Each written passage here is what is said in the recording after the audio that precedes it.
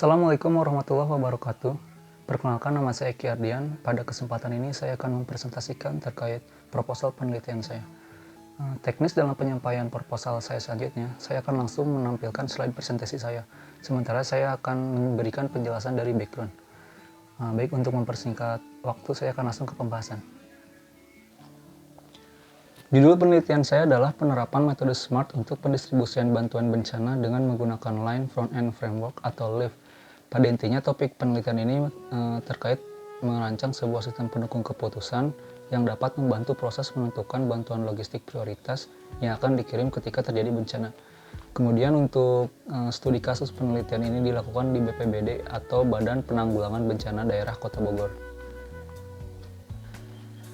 Berdasarkan Perka BNPB nomor 10 tahun 2012 tentang pengelolaan bantuan logistik pada status keadaan darurat bencana, di sana disebutkan bahwa pada pelaksanaan penanggulangan bencana, yang mana salah satunya adalah pada saat pendistribusian bantuan, pelaksanaannya harus tepat waktu, tepat lokasi, tepat sasaran, tepat kualitas, tepat kuantitas, dan sesuai kebutuhan. Dan salah satu unsur penting yang harus diperhatikan adalah pengelolaan bantuan logistik harus dilakukan secara efektif dan efisien. Sementara itu, pada perka tersebut juga dijelaskan bahwa waktu untuk bereaksi sangat singkat, sedangkan faktor-faktor risiko sangat tinggi. Penundaan terhadap respon darurat, khususnya distribusi bantuan logistik yang tidak lancar, dapat menimbulkan dampak yang buruk bagi korban bencana.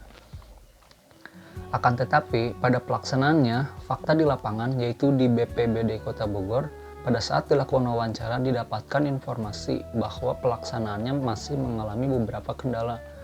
Dua kendala yang menjadi perhatian utama kami yaitu, pertama adalah pada proses pengiriman laporan hasil observasi lapangan dari tim reaksi cepat atau TRC ke kepala pelaksana, di mana saat ini proses pengiriman data masih dapat dikatakan belum efisien atau efektif, yaitu dengan cara TRC menelpon langsung ke kepala pelaksana dan melaporkannya melalui telepon, atau dengan mengirimkan hasil laporan melalui pesan WhatsApp langsung ke kepala pelaksana. Tentu cara pelaporan model yang seperti ini memiliki banyak kekurangan. Misalnya saja, rentan sekali kemungkinan kepala pelaksana salah dalam menangkap informasi bila hasil observasi dilaporkan melalui telepon, dan butuh waktu juga dan juga usaha lebih jika laporan dikirim secara manual melalui pesan WhatsApp. Kemudian yang kedua adalah pada proses analisis kebutuhan logistik prioritas yang dilakukan oleh kepala pelaksana. Jadi korban bencana hasil observasi TRC akan dianalisis oleh kepala pelaksana, yang mana hasil dari analisis tersebut berupa bantuan logistik yang menjadi prioritas yang akan dikirim ke lokasi bencana beserta jenis-jenisnya. Untuk bantuan logistik sendiri dikirim dalam bentuk paket yang terdiri dari paket sandang, paket pangan, paket kematian, dan paket lainnya. Yang menjadi kendala pada proses ini adalah kepala pelaksana atau pengambil keputusan membutuhkan waktu yang terbilang cukup lama untuk melakukan analisis, yaitu membutuhkan waktu sekitar 1-2 jam, karena proses analisis dilakukan dengan melakukan perhitungan secara manual.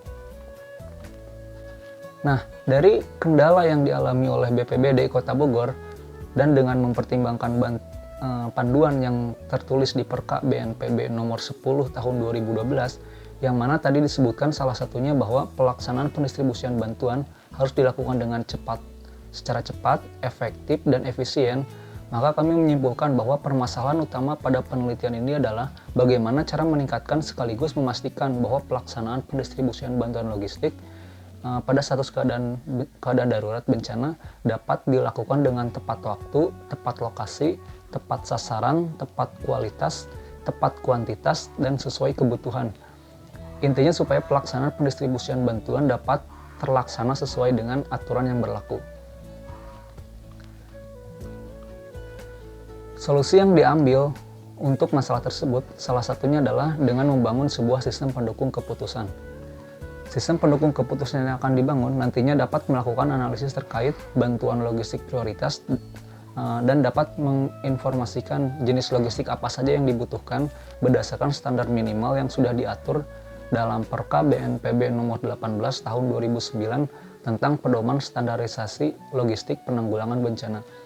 Selain itu, pada sistem juga akan disediakan fitur untuk mengirim laporan observasi korban bencana oleh TRC ke kepala pelaksana. Teknisnya, nanti proses pengiriman tersebut akan memanfaatkan teknologi Live yang mana memungkinkan TRC dapat mengirim laporan melalui aplikasi Line Messenger yang ada pada smartphone yang tentunya sudah diintegrasikan dengan sistem sebelumnya.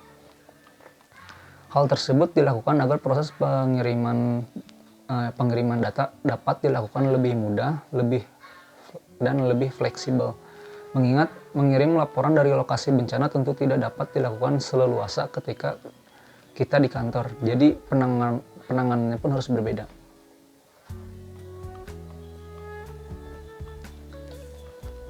Dari latar belakang penelitian, kemudian masalah dan solusi yang sudah dipaparkan sebelumnya, maka kami tentukan tujuan dari penelitian ini adalah menerapkan metode SMART atau Simple Multi-Attribute Rating Technique untuk pendistribusian bantuan bencana dalam bentuk logistik dengan menggunakan Line Front-End Framework atau LIF.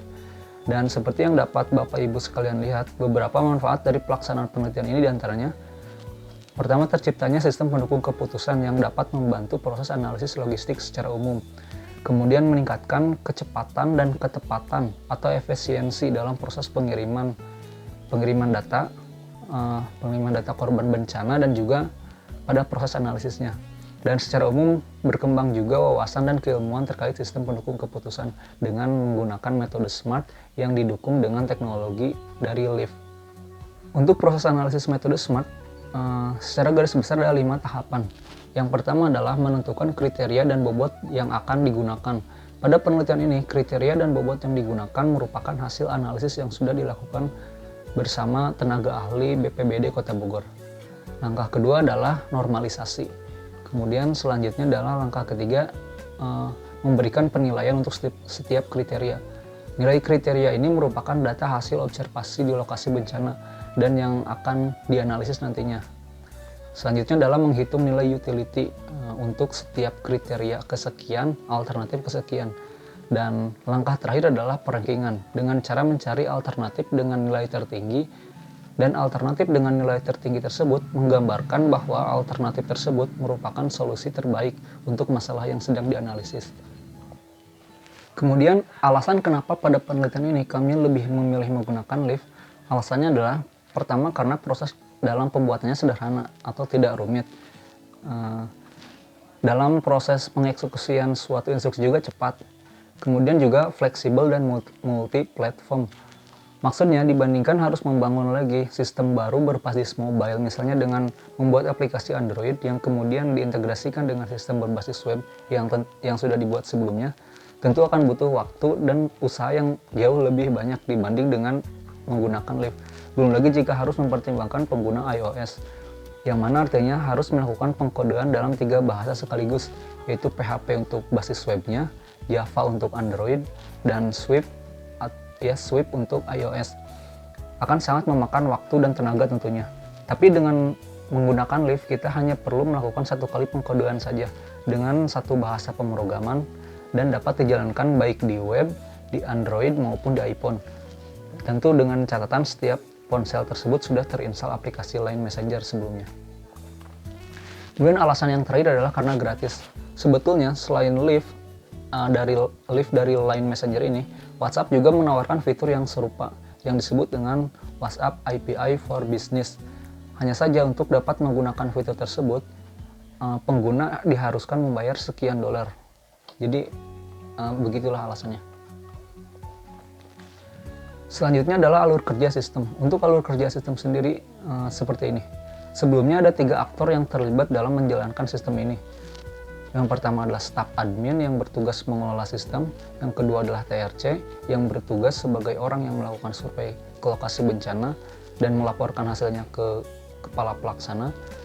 Dan yang terakhir adalah kepala pelaksana yang bertugas sebagai pengambil keputusan. Pertama, ketika BPBD menerima informasi kejadian bencana, maka peristiwa bencana tersebut akan diinput ke dalam sistem oleh staf admin. Seperti lokasi bencana, jenis bencananya apa, waktu kejadiannya kapan, dan seterusnya. Kemudian, setelah peristiwa bencana diinput, maka sistem akan secara otomatis membuat sebuah form isian untuk menampung hasil observasi bencana tersebut dan mengirimkan form isian tersebut ke halaman TRC. Selanjutnya, TRC akan melakukan observasi langsung di lokasi bencana dan hasil observasi akan diinputkan pada form isian yang sudah disediakan sebelumnya. Hasil observasi yang sudah diinput oleh TRC akan diproses secara otomatis oleh sistem dan dilakukan perhitungan dengan menggunakan metode SMART.